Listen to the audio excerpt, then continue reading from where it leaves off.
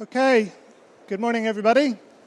Thank you for coming along to this session. Hope you can hear me okay. So, first of all, word of introduction. My name is Mark Lindsay, and I'm Director of Strategic Client Development at Experian Marketing Services.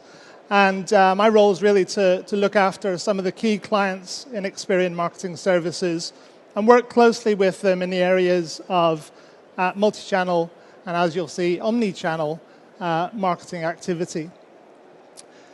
So today, what we're going to do is we're going to be talking a little bit about the challenges and some of the techniques for engaging the connected customer.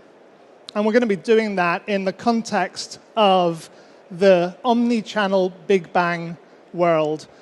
Which is a grand title, but we'll explain it and go into it in a little bit more detail as we go along. So it's interesting that we're talking about engaging today. I think probably over the last few years and looking back over the years we've been talking about CRM, it's been more about trying to reach and be able to find our customers. I think the subtle change is that we're moving to a world now where actually our customers are already connected. We've already got them through a connection, and the conversation today is more about engagement. It's more about how we can achieve a meaningful and an effective engagement with our customers. So there's been this huge technology advance, and technology has really moved forward. But not only that, I think consumers have really embraced and are engaging with all of those different technologies and different channels in an increasingly expansive way. And I think a good illustration of that is, I don't know if anybody saw the BBC this morning. They were talking about the new Pope. They interviewed somebody and they said, what do you expect of the new Pope? What are you hoping for? And this young man said, well, I'm hoping that he's going to be more socially active and a better user of Twitter. So I think that probably says a lot of where we are at the moment. So we've reached a point, and probably we've passed the point, where actually things have probably changed forever. We've actually gone through this big bang, if you like, where we've moved from scenarios where there's been a small number of channels that people engage with, if you like, go to their favorite channels on a regular basis, moving to this world where the number of channels and the engagement is just getting bigger and bigger and increasing all the time. We could probably debate all day when that big bang point was. Was it the introduction of the iPhone? Was it the introduction of the internet or Google, whatever it might be? But the reality is that things have probably changed now forever, and they are getting more and more different as time goes on. And so actually we're presented with a world that is quite challenging, both for consumers in some respect, but in particular for us as marketers. So the thing that is similar to the marketing world, if you like, to the Big Bang scenario, is it's really difficult to predict the future. I think we would all have different views about, is the number of channels going to just continue to increase? Is the complexity just going to get more and more and more? Or at some point, are we actually going to start contracting and things are going to get simplified again? We simply don't know, and that really presents a whole world of uncertainty. But there is one element of certainty in all of this, and that is the consumer, the customer, because they actually remain consistent all the way through this journey and all the way through this story. So that's a fundamental message about what we're going to be talking about through this presentation. Now, I referred to omni-channel, and is it just another industry buzzword? We'd like to think not, and I'll explain my views for that. Clearly, every buzzword, different people have their opinions of it. E-consultancy clearly recently said that it wasn't a phrase that they particularly liked. But personally, I think it's probably better than motional, and it's certainly better than shoptimization, in my opinion. But what do we mean by it? Well, what's the difference between omni-channel and multi-channel? Well, I think the difference is that the marketing that we're moving to needs to be considering all channels, both in terms of listening, but also in terms of communication. Multi-channel tends to be more about choosing a few channels that we know work and focusing our marketing activity through those specific channels. And that is dangerous because that means that over time we get more and more locked in and more path the well-trodden paths. So we really need to be flexible and consider all channels, both in terms of listening and understanding our consumers, but also in terms of communicating and engaging with them. So omni-channel rather than multi-channel is reason why we use that terminology. So what's happened to create this big bang, and also what's happened to mean that we need to move to this omni-channel world, and why is that important? Well, the big thing is technology and consumers' engagement with that technology. So obviously there are significant numbers of new channels, new ways of consumers engaging with us as a brand, whether that be search, social, TV, the list goes on, and I think it will probably continue to grow and continue to develop as we go along. Interestingly, I don't know what your views on this would be, but we're not really seeing channels disappear. It's not a case of we're all moving to new channels and new marketing channels, and actually the old ones are disappearing. Door drop, direct mail, posters, they all still exist. They all still play a role in the marketing mix. So it's not that the world is simplifying but moving to a different place. It's getting increasingly complex. The other thing is that people are actually increasingly engaging with multiple different media and technology. And in fact, Forrester called this the ultra-connected customer. That's individuals who will probably access the internet several times during the day, but they will do so through probably 2 or 3 different devices. And the reality is, in their opinion, and I tend to agree, is that is just increasing, and that pretty shortly the majority of people would fall into that camp of what we would call the ultra-connected customer. Now, the danger is, and we all like a bit of technology, and we all like the newfangled stuff. The danger is that we look at this picture and we focus on these channels, and we design our approach based on the channels. But we think that would be a mistake. We think that instead, the starting point, and what you should put at the center of your approach, should be the consumer, because they are the consistent element. If you like, in this diagram, they're the center of this. The channels are certainly what we need to engage with and understand, but let's put the customer at the center of all of this. And I think that helps because, things change as we move along. We'll find that somebody maybe not using Twitter one day starts to use Twitter, starts to engage with that. Things are constantly changing, and we need to address that and understand that. So understanding your audience, knowing your audience is one of the key learnings, one of the key starting points. And that really means not only collecting a lot of data about our consumers and our customers, but actually, very importantly, linking the data together. Linkage is something that you should invest time and effort and resources on, because it's only through linking these disparate sets of information that you can actually start to make the join up the dots and actually understand the relationship between the different elements that we know about a consumer. And some of the things that we've got up here and some of the things that are important to consider, and each of them will have a different source, so you'll not necessarily get all of this data from one place.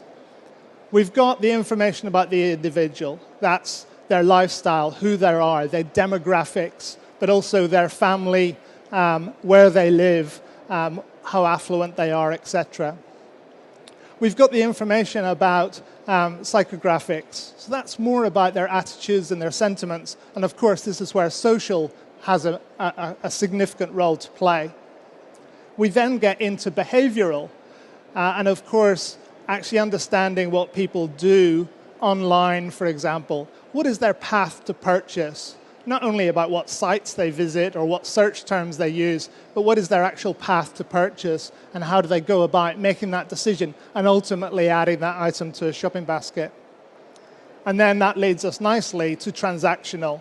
So information, facts about what people have actually done in the transactions, whether that is items they've purchased, activities that they've made, financial products that they've used, or services that they've utilized.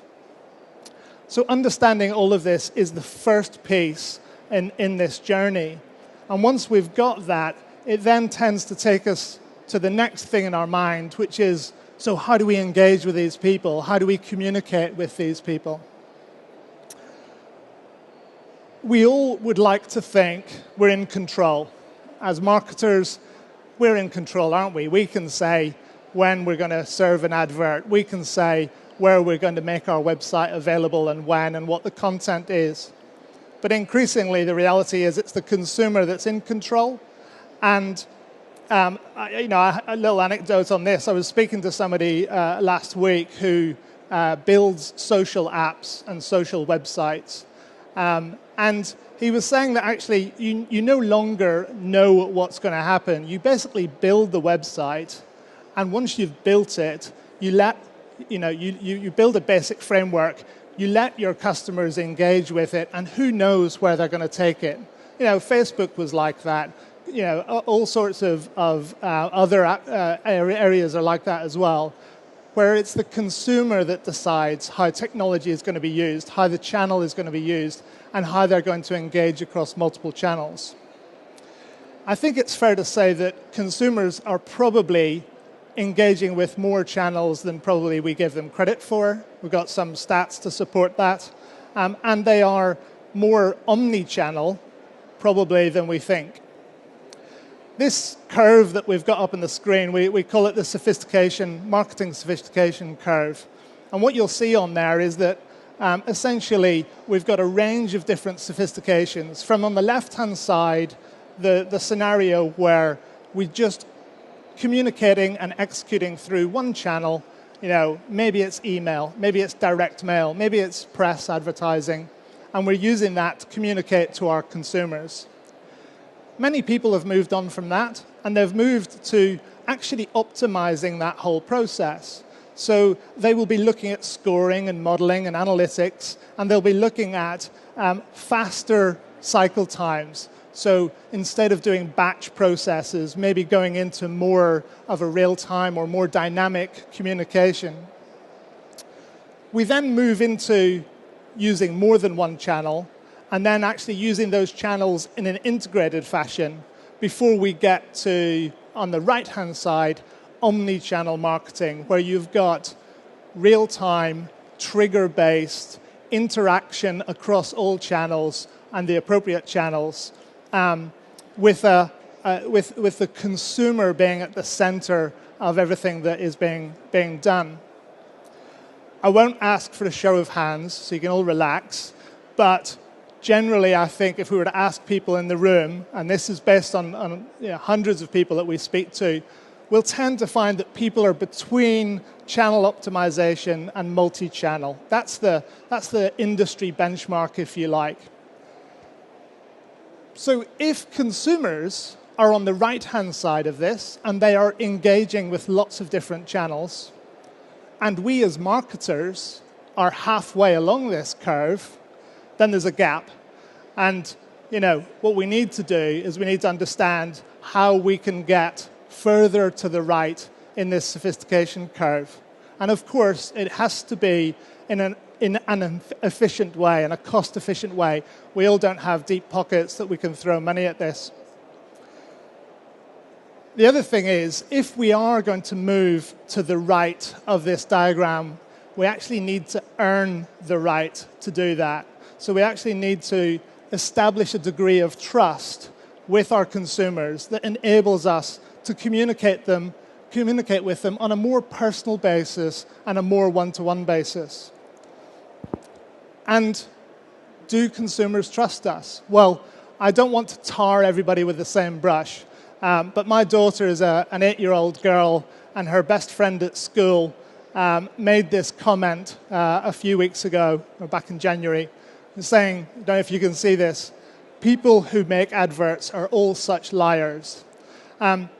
Maybe out of the mouth of children comes a degree of truth. So her father, who incidentally is a graphic designer and is in the advertising industry, posted this on Facebook, as an interesting observation. And it's true that basically, we need to improve and develop the degree of trust and honesty and integrity that we have with consumers if we're going to start getting into their world and directly into interaction with them on a more personal level through multiple channels. I think I like the comment at the bottom where somebody said, well, thank goodness we're not politicians, because then we'd really be in trouble. So this is not a one-way street.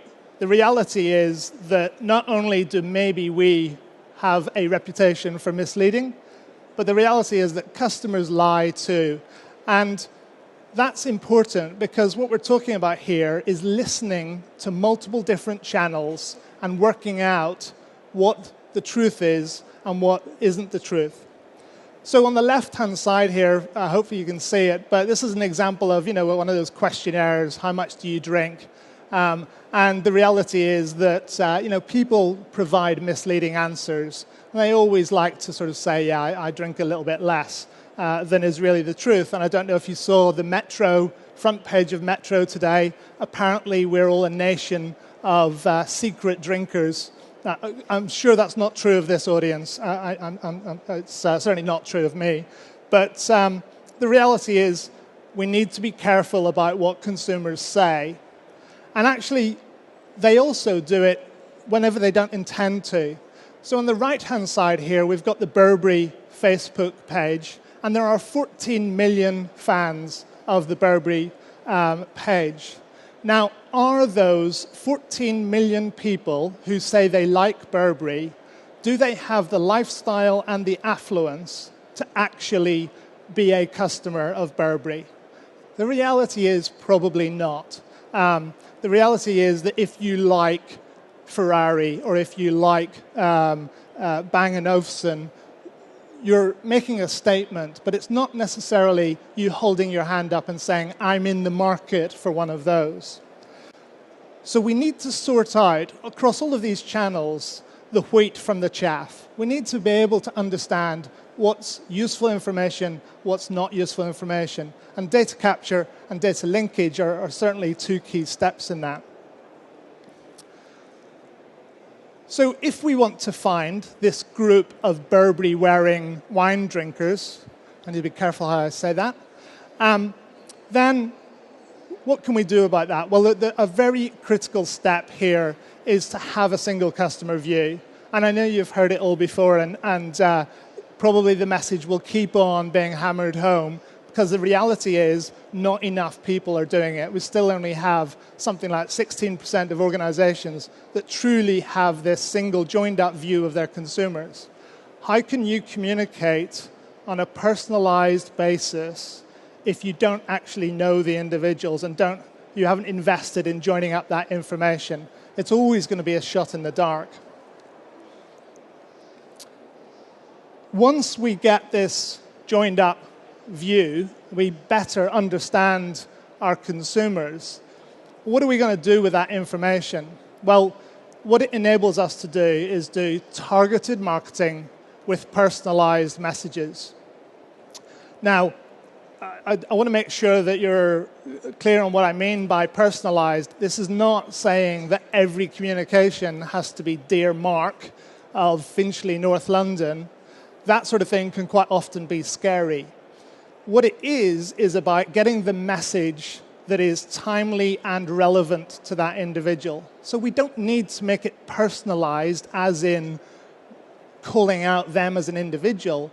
It has to be personalized, as in we've thought about what's the right message at the right time for that person, and we've delivered that to them through the right channel. And the great thing is, consumers want that. They respond well to that. If you recognize them as an individual, if you recognize their needs and wants, then they are likely to actually want more from you, both in terms of marketing and communication. And if you like, it's the content that is king in this conversation. So which channels? Which channels do you engage with? I've said omni-channel is all channels. Is that realistic? Maybe not. Maybe it's a bit difficult to do that. So you might need to understand which of the channels you should go after, which of the channels you should engage with. Common mistake here that I mentioned earlier on is to choose a few and to stick with them and to actually constantly, if you like, push more and more content and communication through those tried and tested channels. The reality is how I use my iPhone and my iPad might be completely different to how Colin uses his iPhone and iPad. I use Twitter, but I use it primarily for work stuff. Somebody else might use it primarily for their personal engagement. So not only do we need to recognize that people will engage, and in fact, our survey said 45% of individuals are willing to engage with a brand across multiple channels. So, that really is a significant group of people, and it's growing all the time. But we do need to understand there's diversity. And so different people will engage with different channels in different ways. And that makes it all, to be honest, quite complex and almost too much information, too much data. And of course, I was hoping to avoid mentioning it, but there's the big data element here as well. All of this is producing significant amounts of data that we need to try and make sense of. So if you need to try and understand which channels work for which individuals, then the next message to get to is the importance of measurement. So we can do all of the things that we talked about before, but we must measure. We must make sure that we know what's working, what isn't working. And so fundamental to your strategy in the omni-channel world is to have a measurement strategy. What's the challenge with that? Well, the challenge is, how do you compare somebody's engagement with Facebook with somebody's engagement on your Google AdWords with how they're engaging with your TV advert? That's, at the moment, those are separate, disparate, really difficult to actually understand how we attribute and how we measure our success and our marketing effectiveness across all of those different channels. What we would recommend is that you put a framework in place that allows you maybe not to try and measure at an individual level across all of those, but pull together segments and pull together groups of individuals that you can label and then measure activity consistently across all of those channels. So in our Burberry wine drinking example, maybe we establish a segment that reflects those individuals, and then we can actually understand how that segment is responding to our TV ad, how that segment is responding to our Facebook campaign, and so on. And the natural lead-on from that is that if we can nail that from a measurement perspective, well then why wouldn't we use that same segment, that same framework for our acquisition and our targeting? So measurement, absolutely critical, but actually trying to pull it together into something that's realistic and maybe using a segmentation or a framework that would enable us to do that. And that will look different depending on the availability of data in your particular industry. So I've painted quite a scary world. We've talked about rapidly increasing channels, rapidly increasing engagement, but also uncertainty and a huge amount of diversity around how people and consumers are engaging with this post-Big Bang world. And we've given you some, if you like, specific strategies for coping with that. The first one is to put the consumer at the center of your strategy. Make it consumer-centric.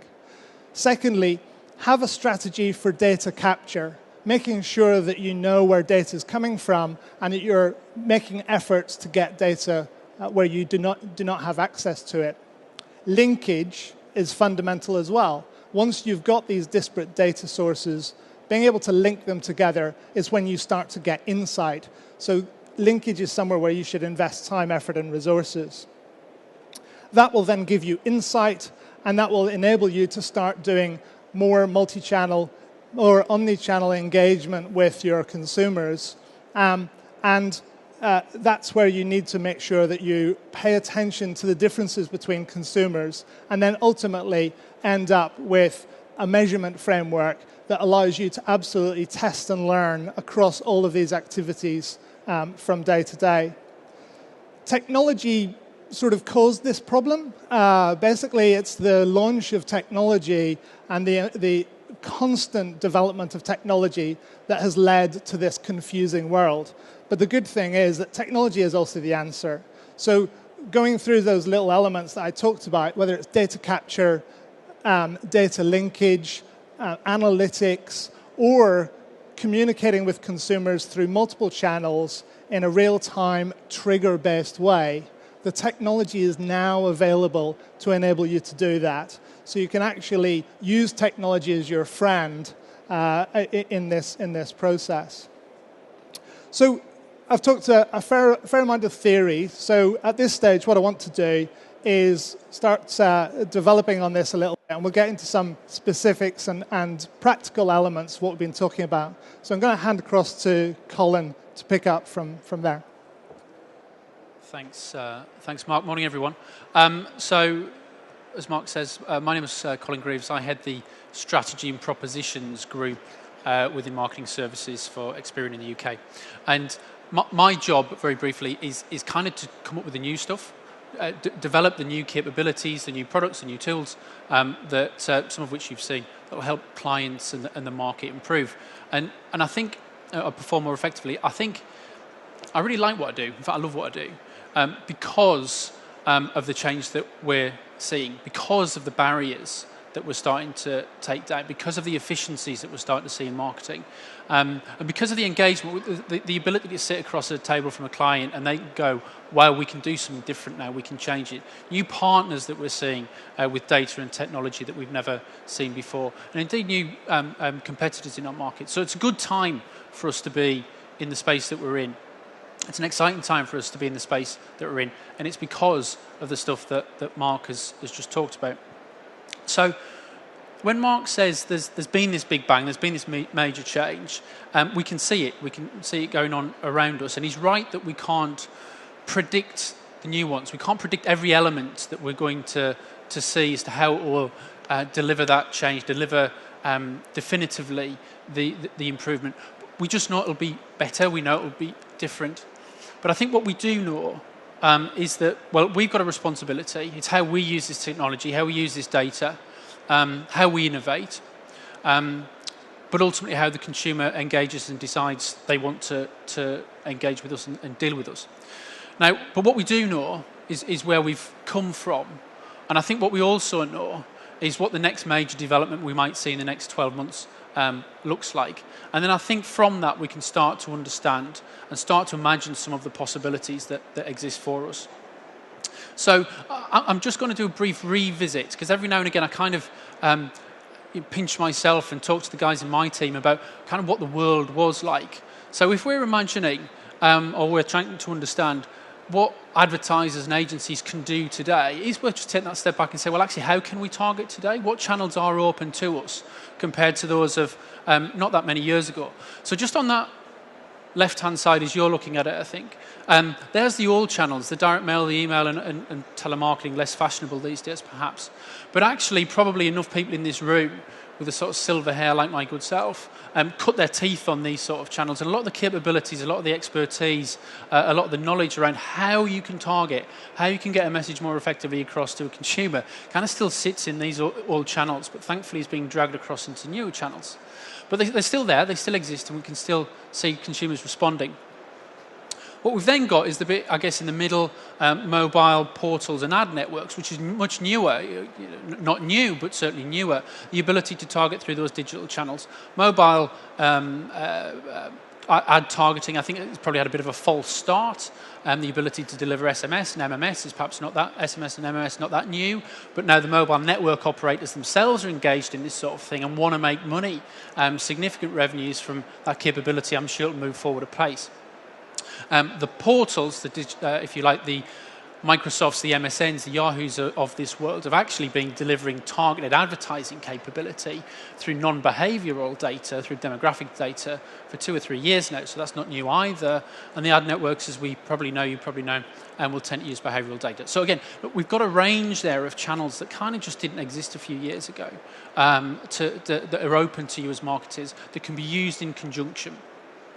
Much more recently, social, of course, and through not just Facebook, Twitter as well, of course, the ability to target advertising through those channels and use their data. Interestingly, with Facebook, some of you might be aware anyway, a relatively new proposition in something called custom audiences, where the ability to link your data, your customer data through email address to the Facebook audience to allow you to deliver a customer message to that group is an innovation that's perhaps existed for a few months now. And that's actually quite smart. And to a point that Mark made earlier about having email address and linkage, if you take one thing away from today or perhaps the entire conferences, think about how many email addresses you've got or you can collect on your customers, because they are important. They will act as linkage keys moving forward. But then right on the far side is TV. And let's be honest, TV is the sexy channel. It's the bit that people still talk about, the ads that we still remember, the ones that we talk about when we're at work. And they've not been able to do it. They've not been able to provide that level of targeting that these other channels have fast developed or have had expertise in for some time. But beyond the fact that we know that young females are more likely to watch Hollyoaks, or indeed some level of regional targeting, that great sexy channel has kind of been left behind. Until now, I guess I'd say. And we're in the place now where if TV haven't cracked it, they're definitely on the way. I mean, it's that piece that I just want to talk about briefly now. So when we're talking about targeted TV advertising, what do we mean? Primarily 2 types of activity here that you can see happening now and you'll definitely see in the future. The first is where the TV broadcasters can target within video on demand. So if you're a consumer of something like 4OD or the other on-demand channels, the ability to place targeted ads within that provision of that broadcast material, that's doable now, and I'll talk about who's doing that in a second. And then linear TV. So that's the stuff that we still think of as TV, the bit that you and I probably watch of an evening. If you're watching Sky 1 at 9 p.m. And Mark's watching Sky 1 at 9 p.m., the ability for you to see, or the fact that you will see different ads served to you within the same program at the same time. So that's the kind of capability that we're talking about and that we're going to see develop. Now, why does that matter? Or indeed, does it matter?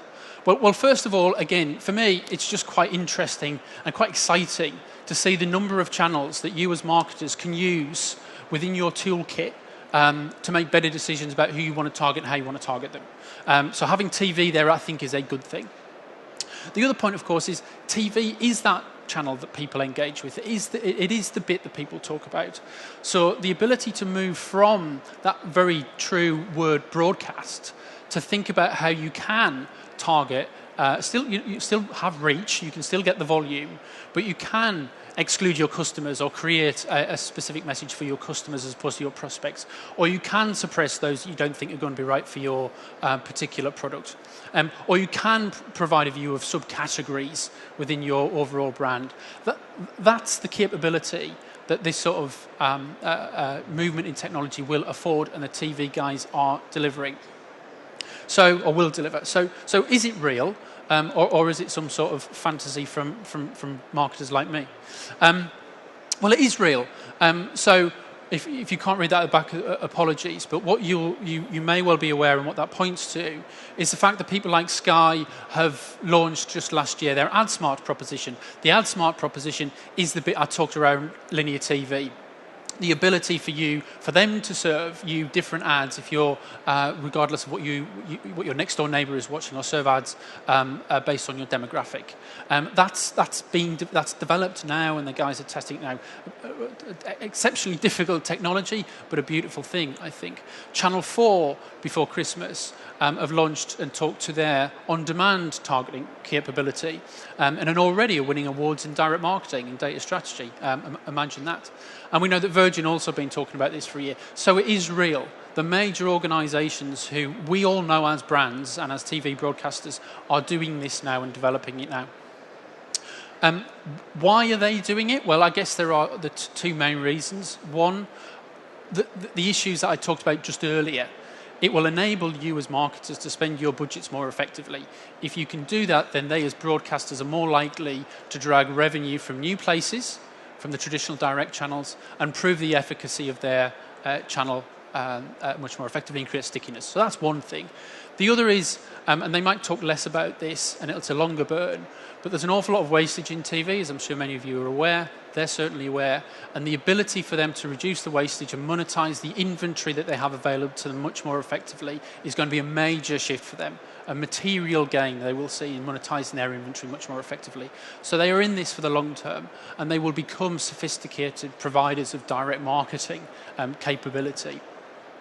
So if it is real, what would it might look like? What will it look like for a customer, or indeed for a marketer? So we've created a very basic, but do you know what? I won't apologise for the simplicity of the example that I've got here, and I'll explain that in a minute. But what we've got here is an example where a motor manufacturer has worked with a marketing services provider and indeed broadcasters and their own data to work out what are their prospects, their best customers and prospects look like. That's not new. We've all been doing that for years, as you know. And in this instance, they've worked out that somebody like me might be interested in seeing a trendy sports car, clearly some sort of midlife crisis going on, and Mark might see a nice family car to drive his sceptical daughter around in. And on the right-hand side, Jenny, who we can't see, has already bought one of these cars, so she doesn't need to see an ad. So what will happen is that I will see my sports car ad, or people like me will see my sports car ad, Mark will see his family car ad, and Jenny will see something else, perhaps a shampoo ad if she's worth it. So after that, the follow-up of that is, well, I will get, Colin, people like me will get a door drop or a piece of DM. Mark will see an online display ad. If he's surfing Microsoft or something like that, then he might see a pop-up ad of the car that's going to be relevant to him. And then beyond that, we'll both get different versions of targeted email. Now, none of that last bit is particularly new, but it's the fact that it's joined up, it's following on in a process, and it's linked to the provision of the TV ad that's new. What we hope from there is that me, Colin, will book my test drive because I've got a small number of friends on Facebook, hopefully people who listen to what I say. I will like my luxury car and I'll do my test drive. And Mark will take a little bit longer because he's driving his daughter to ballet or swimming, but eventually he'll get a SMS follow-up text. He will then also book his test drive, and away we go. So I'm rushing through that, and I know that's simple, but it's simple for a reason, because that is real. That's what's going to happen. There is an ad campaign planned, we know, in spring, that I must say we're involved in, that will deliver this from the start of TV right through to the provision of individual level targeting through to the test drive. And of course, what Mark mentioned earlier on is that we'll measure it. We'll work through who has seen the ad, what channels they've engaged with, and then we're in the world of working out which channels are most effective, genuine media measurement. So as I said, I'll make no apology for that being quite simplistic, and I hope it makes sense. But because it's simple, it will work. I'm conscious of our time now. In fact, I'm right at the last minute, so I apologise for that. So I'll thank you for your time. I hope what you've seen today has resonated. I hope it's made sense. I'm not sure we've got time for questions, but if there is anything you'd like to ask myself or Mark, perhaps just catch us at the end. Our colleagues from Experian have placed some little booklets on your seat, so please take those away. Feel free to read them and follow up any questions, as I say. Thank you again for your time, and enjoy the rest of the conference.